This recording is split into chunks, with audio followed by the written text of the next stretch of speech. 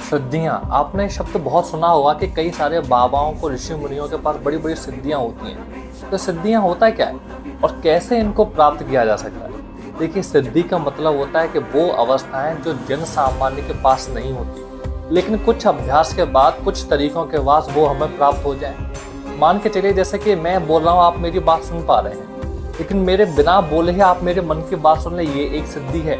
आप एकदम से 100 किलो वजन नहीं उठा सकते, लेकिन आप एक हाथ से 1000 किलो उठा दें, ये भी एक सिद्धि है। तो इस प्रकार की अवस्थाओं को हम सिद्धियां कहते हैं। लेकिन ये मिलती कैसे हैं? क्या बताया गया है कि सिद्धियों को प्राप्त कैसे किया जा सकता है? देखिए, महर्षि पतंजलि बताते हैं सिद्धियां प्राप्त करने के 5 तरीके होते हैं। पहला होता है जन्म, यानी कि जन्म से ही कई लोगों को सिद्धियां प्राप्त होती हैं उनके पिछले जन्म के प्रारब्ध कर्मों से। जैसे कि ध्रुव जो था, प्रहलाद जो था, जिन्हें बचपन से ही ब्रह्म ज्ञान था, क्योंकि उनके पिछले जन्म के कई सारे प्रारब्ध थे।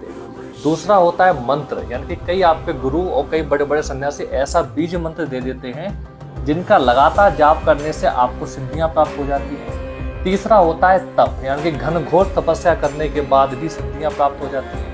और चौथा होती है औषधि। ऐसी औषधियां भी बताई गई हैं आयुर्वेद में जिनको खाने से कई सारी सिद्धियां प्राप्त हो जाती हैं, जैसे कि संजीवनी बूटी का नाम सामने आता है। और 5वीं अवस्था होती है समाधि। समाधि में भी आप ध्यान करने से आपको सिद्धियां मिल जाती हैं। कमेंट करके बताइए यदि आप चाहते हैं इस पर डिटेल वीडियो बनाएं।